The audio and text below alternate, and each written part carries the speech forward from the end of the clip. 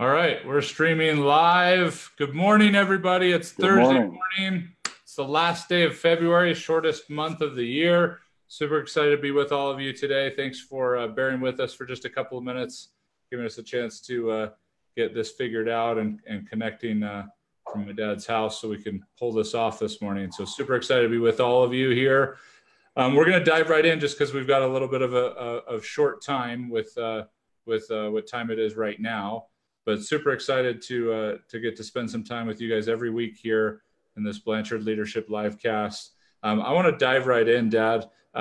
There's something that's been on my mind that I've helped a lot of clients work through. I know you've helped a lot of clients work through. And if I can set it up a little bit, one of the first things we coach on is agape love. It's the highest form of love that there is. And I'm speaking more to the audience. Obviously, my dad knows this really well. It's the only love that isn't emotionally driven. And really, when it comes down to it, it's about accuracy and clarity. And I mean, oftentimes it gets referred to over the years as God's love, just because, I mean, whose love is more accurate than that? And giving an opportunity to consider that, we're talking about bringing people's walls down, being really understanding, and it's incredible to see people take this on in their relationships, in their families, and everything else. And I know I'm springing this on you, Deb, but I really would love your spontaneous response on this. One of the challenges I think we create is, well, what do we do when we've got a really crappy relationship? Like, meaning the person is what I've heard you refer to in the past as a rattlesnake. How do you balance showing up with love, showing up with, dropping the shield and the arrows of hate and stuff just don't hurt you anymore, like Mandino talked about? What do you do when the other person is it's just not healthy? It's not a good relationship to be in. And I'd love some insight as we discuss through this a little bit this morning on a personal level, some of our closest relationships. What do we do in those situations? And then on a professional level, what do we do in those situations in terms of any nuances between those two? Because, when we kick off talking about connection, I think it can be hard when you're faced with a relationship that, plain and simple, may need to end. And I was curious this morning, just right on the spot, what your thoughts were about that. Well, let's start off really honestly with all of our wonderful children. They're incredible. We being one of them. That the one daughter who is she's an opera singer, incredible human being, wonderful, loving mother. She's a therapist, incredible. Matter of fact, she just finished her training and is now beginning her new career as a therapist the next month. So it's very exciting. And you know this, Paul. After 17 years, I had to make this decision. So let's set the stage with, it's not your responsibility to fix anybody. The only person that you can work on is yourself. There are times, and many times, when working on yourself and showing up differently can positively impact another human being. But there are also times when you have to step back, and they're rare. I found them to be rare, but they do occur. When you step back and, after caring about a person, stepping into their world, learning the principles of intrinsic validation, where you're listening, truly listening, and finding out where they really are, you discover that they are a rattlesnake. And you don't put rattlesnakes in your sleeping bag. Many of us have over the years. And then we climb into our sleeping bag and the rattlesnake bites us. I mean, what are you doing? Well, that's what rattlesnakes do. They bite. So we shouldn't be surprised to get bit by a rattlesnake.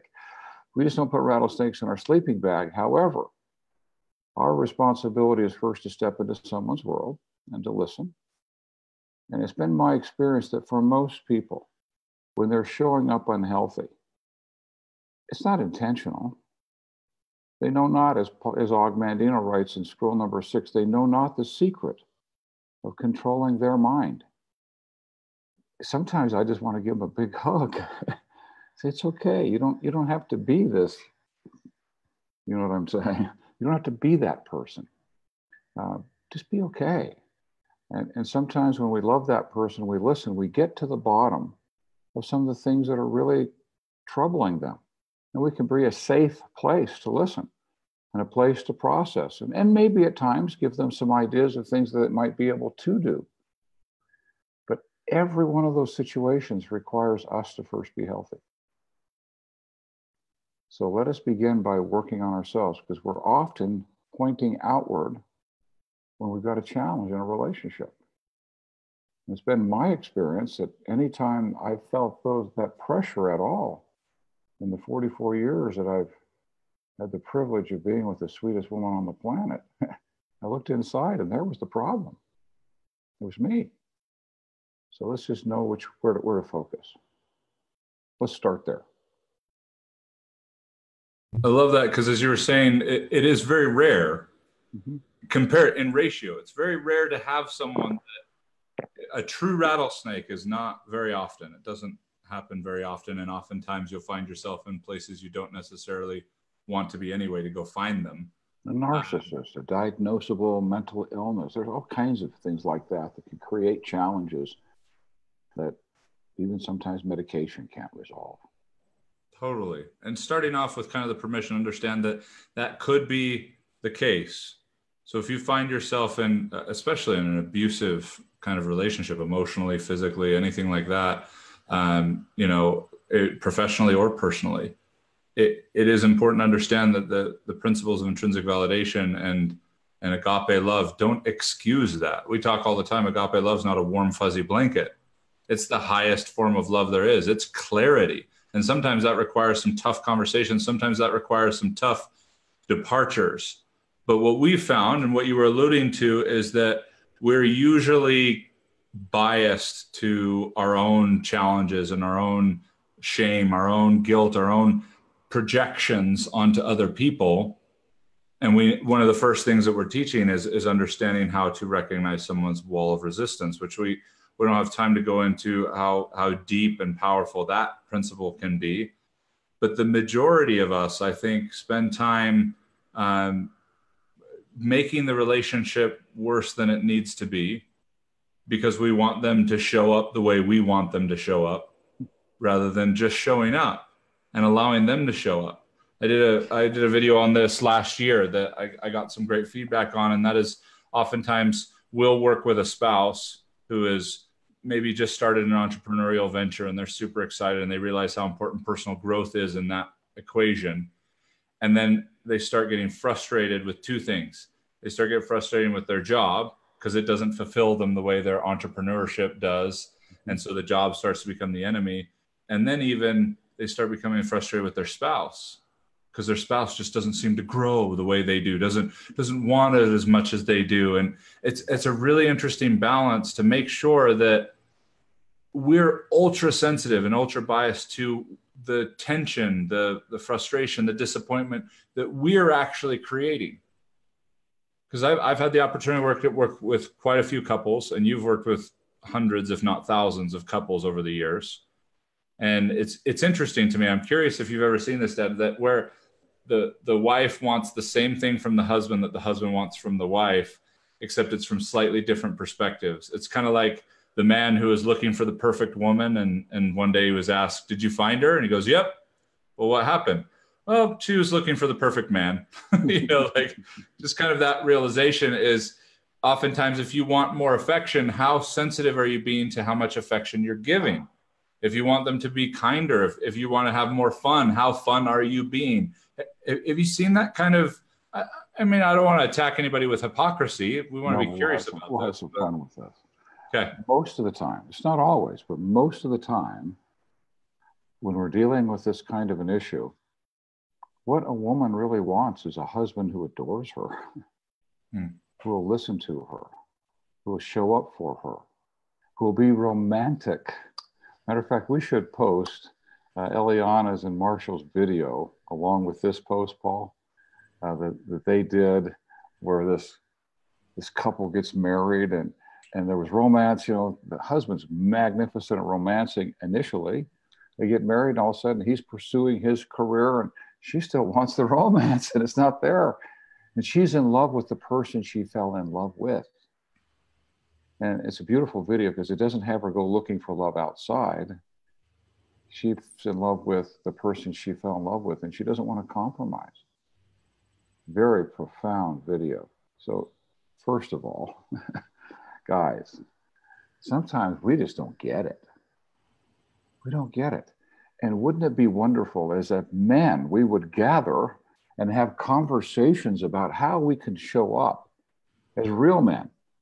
Now, men hunt and fish, and so do women. I get all that. You know, blood on our hands and, you know, dirt between our toes. Great.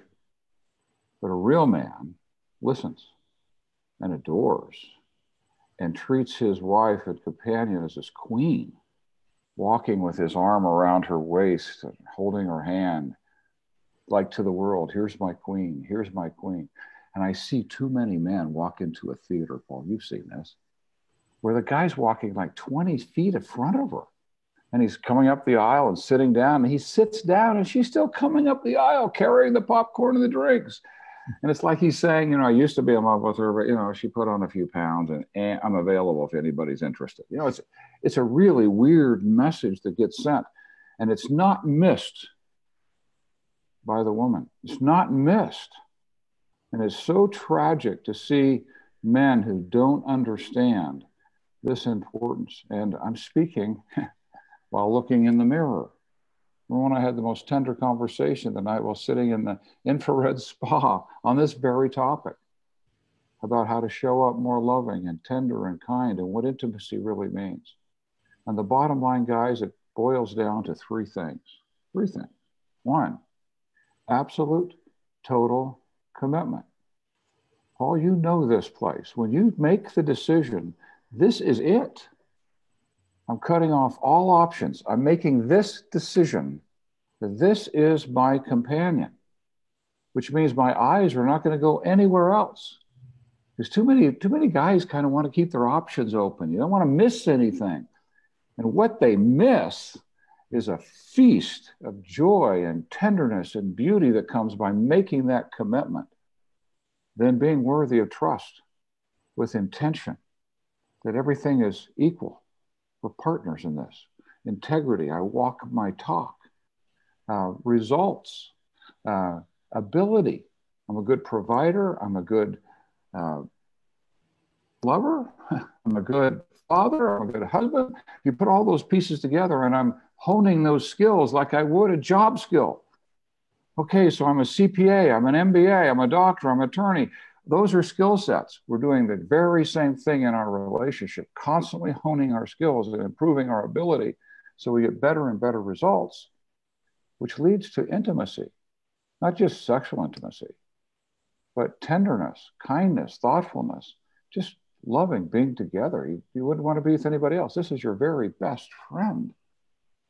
And then ultimate expression of that intimacy is physical intimacy, sexual intimacy, as the ultimate expression of commitment and trust.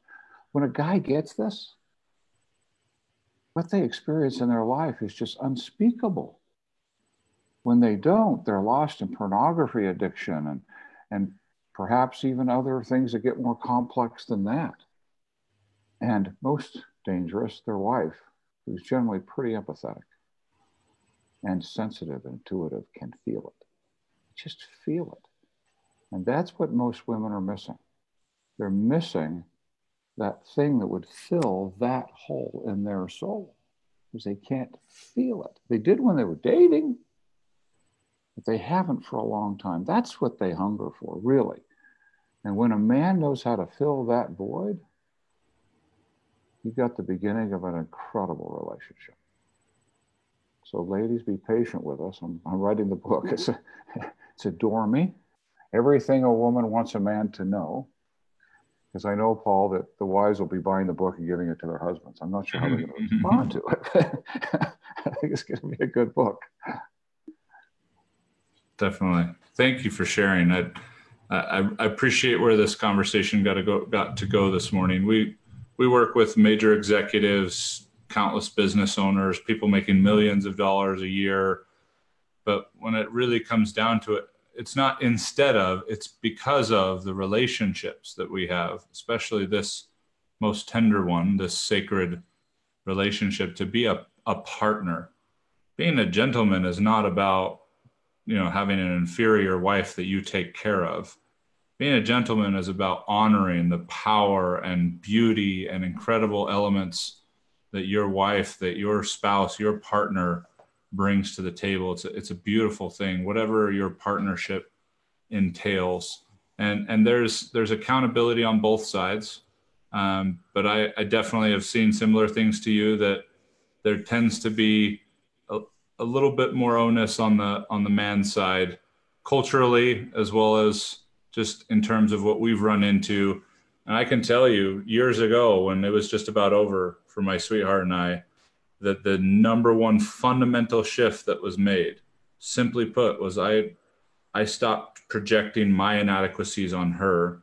I stopped convincing myself that if she would just show up this way, then I would show up this way. And that goes to both spouses in a partnership, that take that in and really start being curious and sensitive about things you're beating yourself up about, that the only way your brain can reconcile is to go point it out in them as some kind of hostage situation for when you are going to show up in total commitment. You're going to show up in a way that drives trust. It's hard to do. It's not because you're a bad person that you got into this situation. If any of you are resonating with that kind of element on either side of the relationship, there's just unhealthy habits of thinking. And one of the most dynamic and difficult relationships is that kind of partnership, is a marriage. You're together every day and you're your own people trying to figure out how to honor the best parts of each other while growing simultaneously and individually. I mean, it doesn't get more complicated than that, but all the more reason to make sure commitment is in place. Too often we wait for feelings to dictate the commitment. Let's make a commitment and allow the feelings to come later. So I know we get this one right, Paul. We get this one right, and we can get every other one right. Mm-hmm. I got a question for you really quick. I know we're at the top of the hour. What would you think, everybody, if you just drop a note for us? We have identified the number one challenge in a relationship is the need to be right. Anybody interested in us doing a podcast next Thursday morning on what do you do to get past this need to be right so that there can be peace in a family? If that's something that would be of value to you, I just put yes, need to be right, please. And Paul and I will take this on next time, because when we're working with our couples, it's the underlying current of every challenge. Need to be right. And it's amazing the way it ripples into everything else.